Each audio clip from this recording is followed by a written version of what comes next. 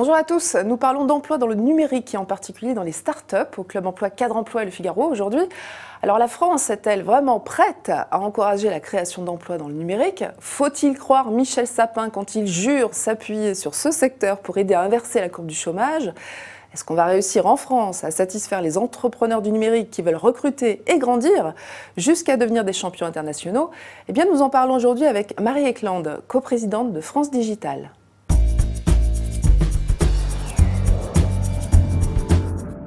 Marie Eklund, bonjour. Bonjour.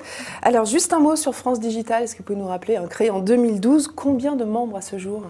Alors France Digital aujourd'hui, c'est un peu plus de 150 membres et c'est en fait des membres qui sont assez représentatifs de l'ensemble de l'écosystème de l'entrepreneuriat numérique. Donc il y a à la fois des startups, à la fois des fonds d'investissement comme moi. Moi, je suis en fait à l'origine un investisseur dans le capital risque numérique et puis des business angels. D'accord. Des exemples de membres qui vous ont rejoint récemment ou qui sont là depuis la création, vous pouvez en donner quelques-uns?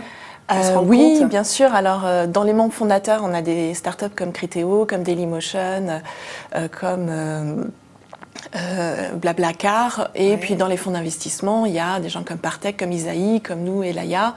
On a des business angels comme Patrick Robin de 24 heures qui nous ont rejoints récemment et on a en fait une gouvernance qui, comme on veut vraiment être représentatif de l'ensemble de l'écosystème, est paritaire entre investisseurs et entrepreneurs. Donc on est deux présidents, c'est pour ça que je suis coprésidente. Et oui, avec Olivier Mathieu de Price Minister. Voilà. Rakuten maintenant. Rakuten, exact. Il faut s'y faire. Alors France Digital a organisé un workshop cette semaine, enfin la semaine dernière pour être plus précis, intitulé L'emploi et le numérique, la France est-elle prête? C'est un peu provocateur, j'adorais. Côté entreprise, évidemment la réponse est oui.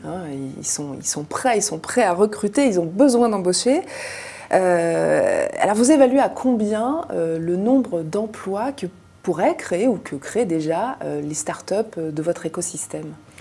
Alors, les startups, en fait, nous, on a un baromètre qu'on fait chaque année dans France Digital pour évaluer la performance économique et sociale des startups du numérique. Et c'est un échantillon de 125 startups.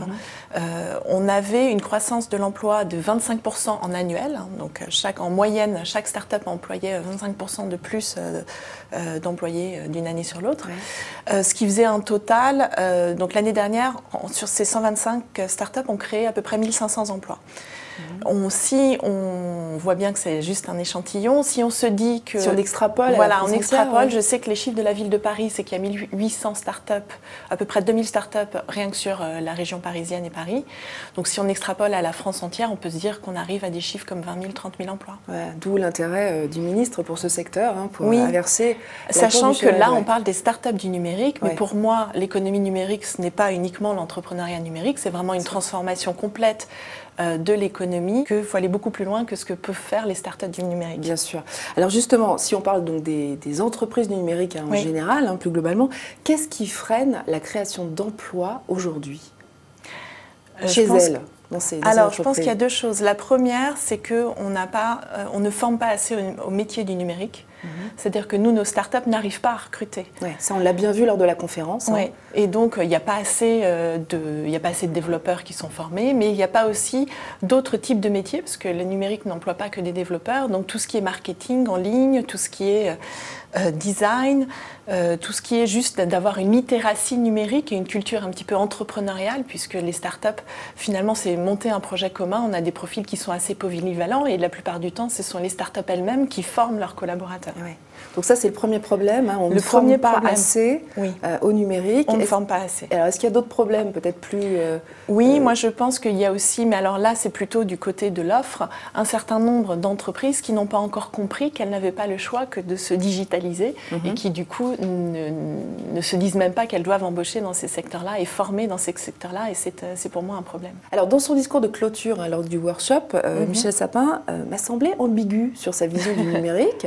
Je rappelle, en parlant de la contribution des nouvelles technologies en termes de création d'emplois, il a dit si le cloud et le big data constituent des facteurs de transformation massive du tissu économique, les effets sur l'emploi sont contrastés. Et puis il a dit aussi sur les ESN et les centres d'appel, il a parlé d'un modèle de travail qui n'est guère enviable. Alors est-ce que, selon vous, la vision de Michel Sapin est juste ou est-ce qu'il y a encore du boulot justement pour évangéliser le gouvernement, l'écosystème, etc. Une chose est sûre, c'est que quand je parlais de mutation économique, ce qu'on est en train de dire, c'est qu'on va faire migrer des emplois du bassin industriel vers le bassin numérique, vers le bassin de l'information, des technologies de l'information. Et donc, clairement, ça va être un bilan qui est contrasté parce que c'est très difficile à faire. Et qu'il faut absolument arriver à ce que cette transition se passe de la manière la plus intelligente possible, en migrant en priorité. Typiquement, il faut former les jeunes au numérique. Il faut absolument que les jeunes aillent et se dirigent vers ces métiers d'avenir. Et puis, il faut arriver à avoir une formation au sein des entreprises pour voir effectivement quel type de personnel peut basculer de l'un vers l'autre. Après, là où c'est contrasté, et après, moi, sincèrement, les métiers enviables ou pas enviables, est-ce que être ouvrier à la chaîne chez Peugeot, c'est plus enviable il y a 20 ans qu'aujourd'hui être dans un centre d'appel? Je pense qu'il faut que, si on arrive à faire en sorte que chaque personne trouve d'une part un emploi et d'autre part un emploi qui correspond à peu près à son tempérament, ses aspirations, etc., on a gagné. Il n'y a pas de jugement de valeur associé, quoi. En tous les cas, c'est la marche de l'histoire. C'est-à-dire que c'est la marche de l'histoire. Les emplois numériques, ils existent, il faut... C'est sûr.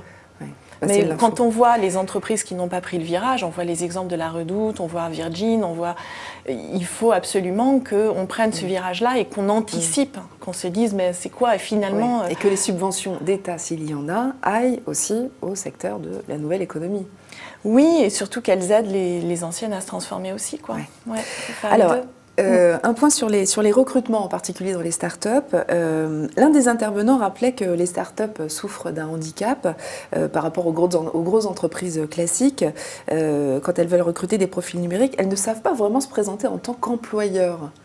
Vous savez, alors, il disait qu'effectivement, elle ne savait pas rendre certains projets sexy de façon à ce que les candidats postulent. Vous confirmez, c'est ce que vous constatez parmi vos membres? Oui, c'est-à-dire que nous, nos membres, à part certains qui maintenant commencent à avoir une taille critique, mais n'ont pas de marque. C'est-à-dire que les gens ne postulent pas naturellement chez eux. C'est pas comme... Total, BNP Paribas, ce sont des marques, donc on se dit, naturellement on pense à elles pour postuler. Donc la question c'est comment est-ce qu'on se crée sa marque, comment est-ce qu'on attire et comment est-ce que quand on émet une offre d'emploi, on peut arriver à faire passer un petit peu. Et c'est vrai que ce qui ne se transparaît pas, c'est ce dynamisme entrepreneurial des startups, ce nouveau type d'entreprise plus collaborative où il y a à la fois un partage des risques mais aussi un partage de la valeur créée. Ce sont des entreprises qui donnent accès au capital à leurs salariés, qui sont sur à quelle hauteur d'ailleurs? Vous avez une idée de... Oui, alors pareil dans le baromètre France Digital, si vous voyez, il y a deux choses. D'abord, il y a un écart salarial entre le salaire du CEO, le salaire du dirigeant et le salaire moyen dans l'entreprise qui est de 2,7, donc qui est assez réduit. On voit bien que les gens prennent des risques ensemble. Et il y a 83% de ces entreprises qui donnent soit des BSPCE, soit des stocks options, donc globalement des titres d'accès au capital à leurs salariés. Et en moyenne, c'est à peu près c'est 30% à peu près des salariés qui en ont. Mais une société comme Criteo, c'est 100% des salariés qui en ont. Voilà. Alors, ça me fait penser, comment un cadre peut repérer qu'une start-up, une entreprise du numérique est viable et qu'il a intérêt à postuler, voire à investir du capital dedans? Ça, si je savais, je serais une super investisseur. Il y a toujours un risque associé. Vous avez quand même participé à des boîtes qui fonctionnent. Oui, c'est vrai. Bon, j'ai quelques tuyaux. Quelques tuyaux. J'ai quelques tuyaux. Surtout pour des cadres, vous voyez, qui sont tentés par cette nouvelle économie. Vous dites qu'elle a des atouts, on fonctionne différemment, on finit les hiérarchies à n'en plus finir, on est plutôt sur du plat. Bon, il y a quelque chose d'attirant pour certains. Comment je fais pour repérer les bonnes? Alors déjà, je pense qu'il faut réduire la perception du risque dans le sens où même si finalement ce n'était pas la bonne, l'écosystème en tant que tel est tellement dynamique et sait tellement rebondir, se renouveler, que même si au final c'était pas un bon choix, il trouvera un autre emploi dans le même secteur. Ah d'accord. Sur la start-up d'à côté. C'est-à-dire qu'on se crée, il y a du rebond possible, quel que soit, parce que c'est un écosystème qui est extrêmement collaboratif, où les gens se connaissent et où l'échec est standardisé quasiment. L'échec n'est pas pénalisant. L'échec est beaucoup moins pénalisant qu'ailleurs. Alors, on reste, en France, c'est dur. Donc déjà, il faut relativiser cette dimension de risque parce que moi, je l'aperçois comme vraiment moindre. Et ou si, soit c'est un projet qui lui tient vraiment à cœur et qu'il a, parce qu'on est revenu à une notion de sens aussi dans les startups. On participe donc, de à une sens et entreprise parce qu'elle a du d'aventure sens. humaine. Voilà. Donc il y a déjà, ce sont vraiment pour moi-même en tant qu'investisseur, des éléments clés. Est-ce que c'est une équipe dans laquelle je crois, avec laquelle j'ai envie de passer les 6-7 prochaines années un bout de ma vie professionnelle? Et puis derrière, s'il y a cette collaboration-là, s'il y a cette communauté de vision sur ce que le marché va devenir et des fondamentaux suffisamment bons, un produit qui fonctionne avec quelques clients, le risque finalement est bien moindre et c'est extrêmement enrichissant même dans d'autres dimensions que des fois on a perdu dans le monde professionnel. Ouais, c'est vrai que la culture du risque, c'est quelque chose à cultiver justement. Voilà. Merci Marie-Eklund. Merci. C'était le Club Emploi Cadre Emploi Le Figaro Économie. On se retrouve dans une semaine avec un nouvel univers, nouvel invité. Très bonne journée à tous.